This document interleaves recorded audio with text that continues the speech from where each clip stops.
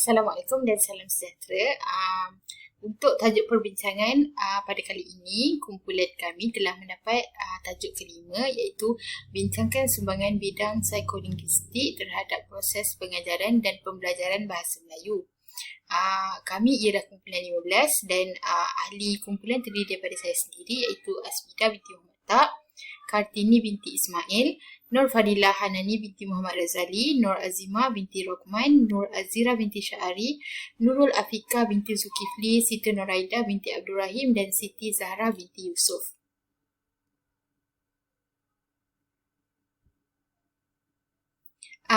Untuk perbincangan kami terdapat 4 bahagian iaitu pengenalan, sumbangan, penutup dan juga rujukan.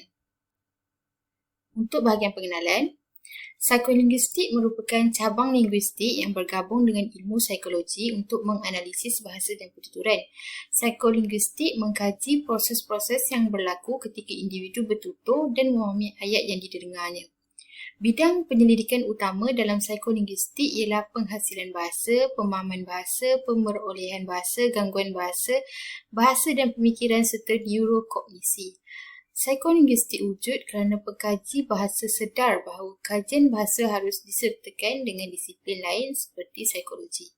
Psikolinguistik dan pengajaran bahasa tidak dapat dipisahkan kerana tumpuan psikolinguistik itu sendiri adalah untuk mengkaji pemerolehan, pembelajaran dan pengajaran bahasa. Justru, psikolinguistik memberikan banyak sumbangan terhadap proses pengajaran dan pembelajaran bahasa Melayu. Untuk sumbangan yang pertama ialah membantu guru psikolinguistik membantu guru memahami masalah pembelajaran bahasa yang dialami oleh murid. Salah satu bidang penyelidikan utama psikolinguistik ialah gangguan bahasa. Psikolinguistik mengkaji punca gangguan-gangguan pertuturan dan sistem pemprosesan bahasa sementara atau kekal. Antara gangguan bahasa yang berlaku ialah disleksia, disgrafia, afasia Broca, afasia Wernicke dan sebagainya. Seseorang guru mampu mengenal pasti tanda-tanda yang terdapat pada pelajarnya yang mengalami masalah gangguan bahasa ini. Contohnya, pelajar yang menunjukkan kesukaran menuturkan ujaran dalam bentuk yang lengkap, sering berhenti ketika bertutur dan suka menulis menunjukkan ciri-ciri gangguan afasia Broca. Setelah mengenal pasti masalah yang berlaku, guru dapat membantu murid tersebut sama ada melalui kaedah pembelajaran yang sesuai ataupun tindakan lanjut. Jika melalui kaedah PDP yang betul, guru boleh mengadakan aktiviti atau penyediaan alat bantu mengajar yang bersesuaian dengan kemampuan pelajar tersebut. Jika bantuan lanjut, pelajar tersebut boleh diletakkan dalam kelas pendidikan khas atau kelas bimbingan yang bersesuaian. Seterusnya, saya Kartini binti Ismail dan saya akan membentangkan sumbangan bidang psikolinguistik terhadap proses PDP bahasa yang kedua, iaitu bidang psikolinguistik dapat membantu guru memahami proses kemampuan berbahasa dalam diri pelajar. Bidang psikolinguistik merupakan satu bidang yang dapat memberi pengetahuan tentang hal yang berlaku dalam akal budi manusia semasa individu itu berbahasa. Dengan ilmu psikolinguistik, guru dapat memahami proses yang berlaku dalam minda pelajar ketika mereka membaca, berbicara serta menulis. Hal ini demikian kerana semasa proses pengajaran berlaku, komunikasi dua hala antara guru dengan pelajar berlaku. Guru bertindak sebagai penyampai atau pemudah cara, manakala pelajar pula berfungsi sebagai penerima. Contohnya, dalam aktiviti membaca, guru dapat mengenal pasti pelajar sama ada mereka menggunakan teori pembacaan bawah ke atas, bottom up reading, atau teori pembacaan atas ke bawah, top down reading untuk memahami sesuatu perkara. Teori bawah ke atas merujuk kepada pembacaan yang berhubung terus dengan teks yang dibaca tanpa ada unsur luar yang membantunya memahami sesuatu teks. Teori bottom-up reading ini merupakan teori yang paling lama digunakan di Barat dalam pembacaan. Ianya dipelopori oleh Jones pada tahun 1972. Teori ini bermula apabila pembaca membaca huruf-huruf yang tertulis dan menggabungkannya kepada bentuk fonem yang tersusun. Seterusnya, mereka memberikan makna bagi perkataan yang terbentuk tanpa melihat kepada sudut nahunya dan pembaca akhirnya akan cuba menyebutnya dengan sebutan yang betul sambil cuba memahami makna konteks. Manakala teori pembacaan atas ke bawah pula merujuk kepada proses pembacaan yang bermula dari pemikiran pembaca atau maklumat sedia ada yang dimiliki. Teori ini diperkenalkan oleh Goodman and Smith di akhir 60-an dan awal 70-an. Teori ini bertindak sebaliknya dari teori bottom-up reading. Prosesnya bermula dari pemikiran pembaca atau maklumat sedia ada yang dimiliki. Dari maklumat-maklumat yang telah dimiliki seperti perbendaharaan kata, makna dan pengetahuan, pembaca akan cuba membuat ramalan serta andaian berdasarkan teks yang dibaca dan memahaminya. Melalui teori ini, guru dapat mengenal pasti pelajar berkaitan dengan prestasi tahap pembacaan mereka, sama ada pelajar perlu membaca satu persatu bahan yang diberikan atau mereka boleh membuat inference atau faham dengan lebih cepat berdasarkan pengetahuan sedia ada dalam minda mereka. Assalamualaikum warahmatullahi wabarakatuh. Saya Fadilah Hanani binti Muhammad Razali. Jadi saya akan menyambung perbincangan berkenaan sumbangan bidang psikolinguistik dalam pendidikan. Sumbangan yang ketiga, bidang psikolinguistik adalah dalam membantu para guru untuk menerapkan konsep pembelajaran bahasa ke dalam diri para pelajar. Pembelajaran bahasa sebagai salah satu masalah kompleks manusia, di mana kegiatan bahasa itu bukan hanya berlangsung secara mekanistik, tetapi juga berlangsung secara mentalistik. Dalam erti kata lain, kegiatan berbahasa itu adalah berkaitan juga dengan proses atau kegiatan mental, iaitu proses yang berlaku pada bahagian otak. Terdapat konsep pembelajaran bahasa yang membolehkan kewujudan proses pembelajaran di luar bilik darjah pada bila masa dan di mana-mana sahaja. Bagi mencapai tujuan ini, guru perlu membantu murid-murid untuk menguasai kaedah-kaedah pembelajaran yang tertentu yang dapat diadaptasi di luar bilik darjah. Psikolinguistik membantu para guru untuk memahami proses yang terjadi dalam diri setiap murid yang diajar ketika mereka mencuba untuk memahami dan memberikan pemahaman kandungan dalam pembelajaran bahasa yang diajarkan sewaktu di dalam kelas.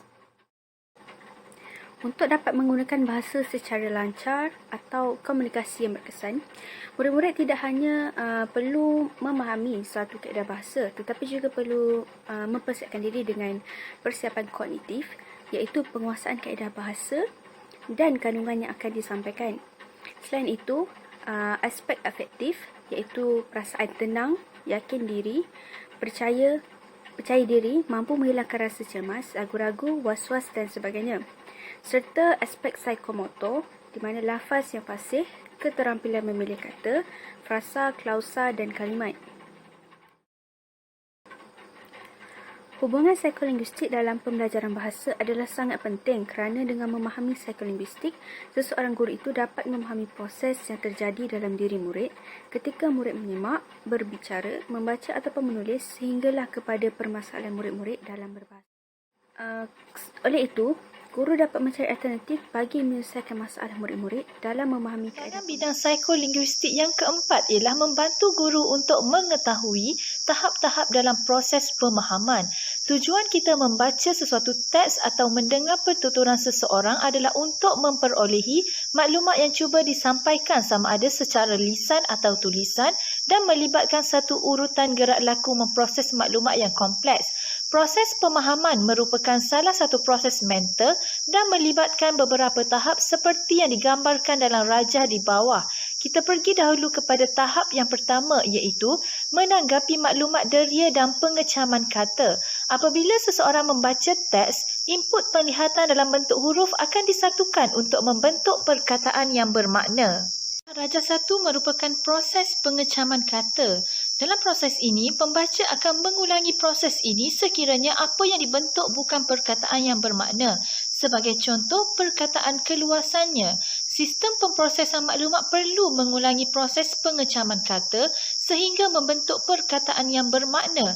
Selepas perkataan tersebut dapat dicam dan maknanya dapat diperolehi daripada ingatan jangka panjang, perkataan ini akan dicantumkan dengan perkataan yang lain untuk membentuk frasa atau ayat yang memberi makna-makna tertentu.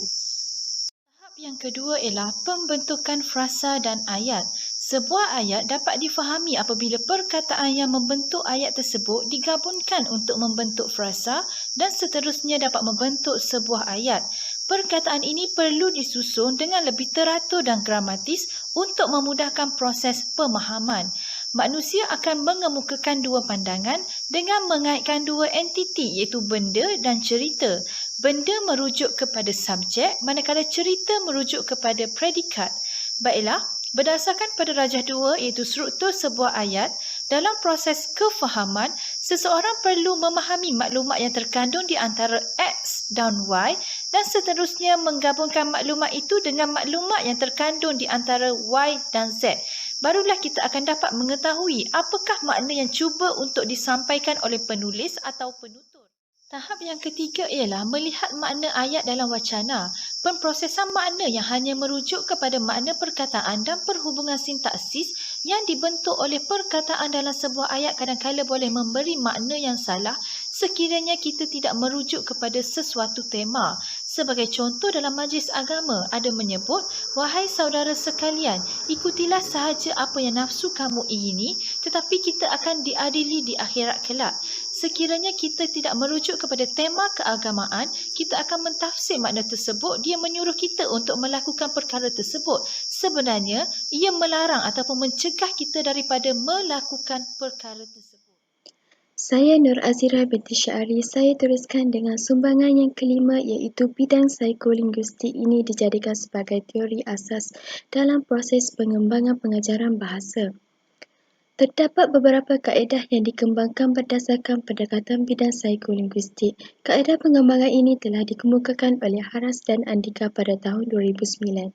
Kaedah pertama yang digunakan dalam mengembangkan pengajaran bahasa ialah kaedah semulajadi. Kaedah ini mempercayai bahawa pengajaran dan pembelajaran bahasa adalah pengeluaran semula cara manusia secara semulajadi dalam memperoleh bahasa ibunda mereka. Terdapat beberapa prinsip psikolinguistik dalam pengajaran bahasa berdasarkan kaedah ini. Prinsip yang pertama adalah penguasaan sesuatu bahasa bergantung kepada pembelajaran kemahiran bahasa dalam konteks semulajadi dan kurang pembelajaran sedar tentang peraturan tata bahasa. Prinsip yang kedua adalah pemahaman lebih utama berbanding dengan pengeluaran. Kaedah yang kedua adalah kaedah jumlah tindak balas fizikal. Kaedah ini adalah kaedah yang telah dikembangkan oleh ahli psikologi Amerika Syarikat. Terdapat beberapa prinsip psikolinguistik dalam pembelajaran bahasa. Yang pertama adalah kecakapan bahasa akan meningkat dengan ketara dengan melibatkan sistem deria kinestetik dalam pembelajaran bahasa. Ia berkaitan dengan kenyataan bahawa anak-anak diberi ujaran yang memerlukan mereka bergerak secara fizikal. Prinsip yang kedua adalah pemahaman lebih utama dan bukannya penghasilan pertuturan. Pelajar perlu mencapai kecakapan pemahaman dahulu sebelum mereka mula bercakap ataupun mula menulis. Kaedah yang ketiga adalah kaedah Propopedia. Kaedah ini adalah kaedah yang dikembangkan oleh seorang pakar psikiatri di Bulgaria. Antara prinsip psikolinguistik dalam pembelajaran bahasa mengikut kaedah ini adalah yang pertama, manusia diarahkan untuk melakukan sesuatu dengan memberi mereka suasana yang santai dan fikiran yang terbuka. Suasana ini akan merangsang saraf untuk bertindak balas dan mudah menyimpan maklumat dengan lebih lama. Prinsip yang kedua pula, sebelum pembelajaran dimulakan, pelajar diarahkan merehatkan badan dan minda mereka bagi mengumpul keupayaan hypermnestik iaitu super memori yang luar biasa. Nama saya Nurul Afika binti Zulkifli akan meneruskan pembentangan kepada sumbangan yang keenam iaitu hubungan psikolinguistik dalam menerapkan proses pemodelan bahasa dalam kalangan para pelajar. Menurut pandangan ahli-ahli psikolinguistik, pengetahuan bahasa boleh dikuasai melalui proses pemodelan bahasa. Hal ini demikian kerana bidang psikolinguistik ini tidak boleh dipisahkan terhadap pemulihan bahasa, pembelajaran bahasa dan juga pengajaran bahasa. Sudah sedia maklum bahawa psikolinguistik ini merupakan ilmu yang mempelajari perilaku berbahasa, baik perilaku yang tampak maupun perilaku yang tidak tampak seperti persepsi, pemodelan bahasa dan juga penggunaan bahasa serta proses yang terjadi di dalamnya. Sebagai contoh, Proses pemurihan bahasa ini boleh dilaksanakan oleh guru di sekolah dengan menggunakan rumus nahu dan juga bahan bantu mengajar. Terdapat dua teori tentang pemurihan bahasa yang boleh digunakan, iaitu teori aliran behavior dan juga teori aliran kognitif. Okey, sebagai contoh, bagaimanakah teori behavior ini dilaksanakan? Sebelum itu, teori behavior ini merupakan perkembangan bahasa anak-anak itu melalui penambahbaikan sedikit demi sedikit. Maksudnya di sini, bagaimana dia memperolehi sesuatu kosakata itu bermula daripada kanak-kanak sehinggalah dewasa. Jadi seolah-olah pemurihan bahasa itu bersifat linear atau garis lurus. Misalnya dalam sesi pengajaran dan pembelajaran bahasa Melayu, pendekatan induktif iaitu guru perlu bermula dengan pola yang lebih mudah, kemudian barulah ke pola yang lebih sukar. Guru juga perlu mengaplikasikan pendekatan berpusatkan bahan bagi menarik minat-minat murid. Sebagai contoh, bagi pelajar-pelajar yang daripada tadika, mungkin bahan bantu mengajar mereka lebih bersifat interaktif. Maksudnya ada gambar, gambar kartun dan sebagainya yang boleh meningkatkan lagi minat mereka untuk belajar. Yang kedua ialah teori aliran kognitif. Teori aliran kognitif ni merupakan proses mental yang memainkan peranan penting untuk memperolehi bahasa, khususnya bahasa pertama atau bahasa ibunda mereka. Kanak-kanak mempunyai keupayaan khusus untuk mendengar, mentaksir bunyi-bunyi yang didengar. Ini secara automatik telah menggunakan bagaimanakah teori pemurihan bahasa itu digunakan oleh para pelajar dalam pendekatan komunikatif yang merupakan pendekatan ini merupakan cara terbaik guru untuk menerapkan kepada para pelajar bagaimana untuk bertutur dan melafazkan sesuatu bunyi yang mereka dengar. Teori ini juga menyatakan bahawa kanak-kanak tersebut perlulah belajar sesuatu daripada peringkat awal sehinggalah peringkat akhir. Maksudnya di sini, sekiranya guru itu memberi soalan kepada pelajar untuk menyelesaikannya, guru tersebut perlulah membimbing para pelajar tersebut dengan menggunakan aliran kognitif, membimbing pelajar tersebut daripada peringkat awal soalan itu diberikan sehinggalah pelajar tersebut dapat jawapan yang tepat berdasarkan soalan yang diberikan. Okey, secara kesimpulannya, saya dapat nyatakan bahawa teori pemurihan bahasa ini sangat penting untuk guru diaplikasikan dalam kelas mereka dalam suatu pengajaran dan pembelajaran bahasa Melayu bagi membolehkan memproses bahasa atau memproses ilmu pengetahuan itu berjalan dengan lancar dan efektif. Itu sahaja daripada saya. Sekian, terima kasih. Saya Siti Noraida binti Abdul Rahim akan menjelaskan sumbangan psikolinguistik yang lain. Sumbangan psikolinguistik yang seterusnya ialah psikolinguistik menjelaskan proses mental yang berlaku dalam otak manusia semasa mereka menghasilkan dan memahami bahasa.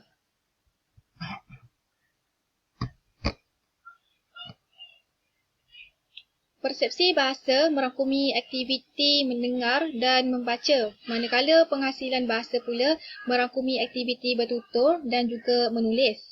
Keempat aktiviti tersebut dikenali sebagai kemahiran berbahasa. Menurut Demirizin 2004, beliau menjelaskan faedah psikolinguistik dalam pembelajaran dan pengajaran bahasa yang terdiri daripada 4 kemahiran tersebut. Kemahiran yang pertama iaitu kemahiran mendengar. Penyelidik psikolinguistik telah menunjukkan bahawa terdapatnya kesukaran intrinsik dan ekstrinsik yang perlu diatasi bagi mencapai kelayakan dalam kemahiran mendengar.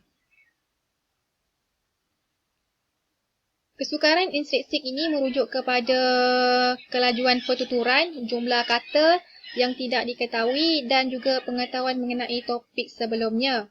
Manakala kesukaran ekstrinsik ini merujuk kepada motivasi, minat dan juga tujuan pembelajaran serta bunyi bising di persekitaran.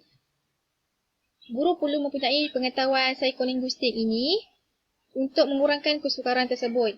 Contohnya, guru boleh menyediakan teks pendengaran yang tidak asing bagi mereka yang terdiri daripada 100 patah perkataan yang merangkumi juga perbendaharaan baharu.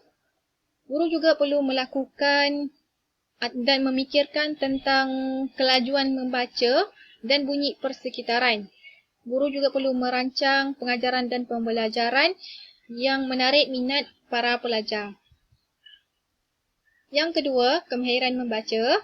Pendekatan psikolinguistik menggunakan pendekatan berasaskan teks sebagai contohnya dari bawah ke atas ataupun proses atas ke bawah. Psikolinguistik ini membantu pelajar untuk mengurangkan kesukaran intrinsik dalam aktiviti membaca dengan membangkitkan minat pelajar tentang teks, terhadap teks tersebut. Guru perlu menyediakan bahan bacaan autentik dan kontekstual. Sekiranya guru tidak dapat menyediakan bahan tersebut, kemungkinan pelajar tidak dapat mengaitkannya dengan dunia realiti. Yang ketiga, kemahiran menulis. Psikolinguistik dapat membantu memahami kesilapan pelajar dalam penulisan. Dengan adanya pengetahuan psikolinguistik oleh guru, guru dapat mengenal pasti kesilapan dalam penulisan yang disebabkan oleh masalah agrafia, iaitu masalah gangguan menulis yang disebabkan oleh kerosakan otak. Psikolinguistik dapat membantu guru mencari topik yang menarik dalam penulisan, di mana topik tersebut perlulah mempunyai tahap kesukaran yang rendah bagi para pelajar yang mempunyai masalah. Yang seterusnya, kemahiran bertutur. Psikolinguistik dapat mengenal pasti tahap kesukaran bertutur yang dihadapi oleh pelajar. Ia juga dapat mengenal pasti sama ada pelajar itu seorang yang introvert dan juga extrovert yang dapat mempengaruhi prestasi pelajar dalam pembelajaran bahasa.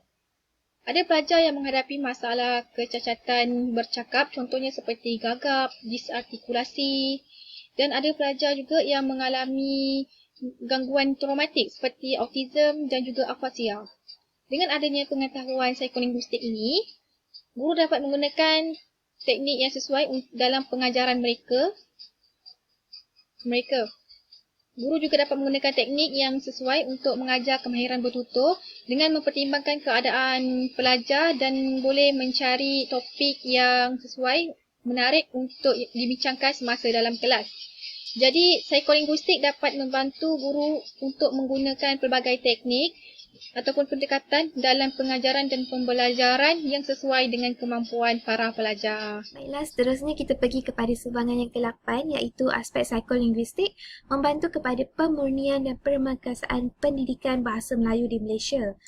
Menurut Zulkifli Hamid 2011 menyatakan, ahli-ahli psikolinguistik telah memberi pandangan bahawa pengetahuan bahasa dapat dikuasai melalui dua cara iaitu proses pemerolehan dan proses pembelajaran.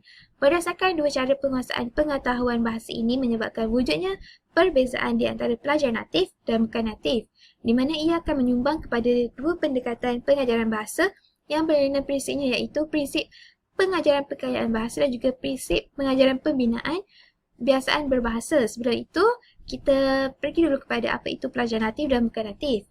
Pelajar natif adalah pelajar yang telah biasa ataupun telah menggunakan bahasa Melayu dari mereka kecil ataupun sedari rumah dan mereka memperoleh bahasa ini seawal umur 5 tahun. Manakala pelajar bukan natif adalah pelajar yang bukan menuturkan bahasa Melayu di rumah dan hanya memperoleh bahasa Melayu apabila mereka pergi ke tadika ataupun pergi ke sekolah sejak darjah 1. Dan kita pergi kepada prinsip pengajaran perkayaan bahasa. Prinsip ini fokusnya adalah terhadap membina kemahiran berbahasa dalam situasi formal atau disasarkan ke arah membentuk pengguna bahasa yang bersifat ataupun bergaya profesional, di mana pengguna ini dapat membezakan output sama ada output itu gramatis atau tak gramatis, dan juga dapat guna istilah, cara dan format penyampaian yang tepat untuk strategi penggunaan yang tertentu. Manakala prinsip pengajaran pembinaan biasaan berbahasa ini pula fokusnya adalah lebih kepada penggayaan bahasa pertama yang adalah untuk melatih para pelajar bahasa kedua untuk berbahasa sebagaimana penutur natif berbahasa. Dan kedua-dua prinsip ini mempunyai fokus yang berbeza tetapi mempunyai satu matlamat yang sama, iaitu untuk menjadikan bahasa, khususnya bahasa Melayu, sebagai alat penyampai atau penghubung silaturahim antara penutur natif dan bukan natif. Selain itu, menurut disiplin psikolinguistik, pemboleh ubah bangsa atau aspek kenatifan merupakan pemboleh ubah yang penting serta boleh memberi kesan ke atas program pendidikan bahasa. Oleh itu, guru perlu sentiasa cakna bahawa terdapat perbezaan garis mula antara penutur natif dengan bukan natif. Dan ini menyebabkan guru tidak boleh menggunakan satu pendekatan sahaja dalam proses pengajaran dan pembelajaran, iaitu PDP khususnya dalam bahasa Melayu. Hal ini demikian kerana kita sendiri tahu, sebagaimana yang telah diperkatakan tadi, penutur natif dan bukan natif ini mereka memperoleh bahasa pada umur yang berbeza. Jadi, guru tidak boleh menggunakan satu pendekatan sahaja. Dan teori linguistik seperti hipotesis nurani boleh membantu guru untuk mempelbagaikan pendekatan dalam proses PDP mereka. Hal ini membuktikan bahawa pendekatan psikolinguistik mampu membantu kepada pemurnian dan pemerkasaan pendidikan bahasa Melayu di Malaysia. Kesimpulannya, ternyata aspek-aspek yang terkandung dalam psikolinguistik mampu memberi impak yang besar kepada proses pengajaran dan pembelajaran khususnya dalam subjek bahasa Melayu di sekolah. Hal ini demikian kerana pengkhususan penyelidikan dalam bidang ini yang melibatkan aspek seperti penghasilan bahasa, pemahaman bahasa, pemurihan bahasa ataupun gangguan bahasa dapat menyumbang kepada penerapan penggunaan bahasa Melayu yang lebih baik dalam kalangan masyarakat, khususnya yang bermula dari proses pengajaran dan pembelajaran di sekolah. Sekian, terima kasih.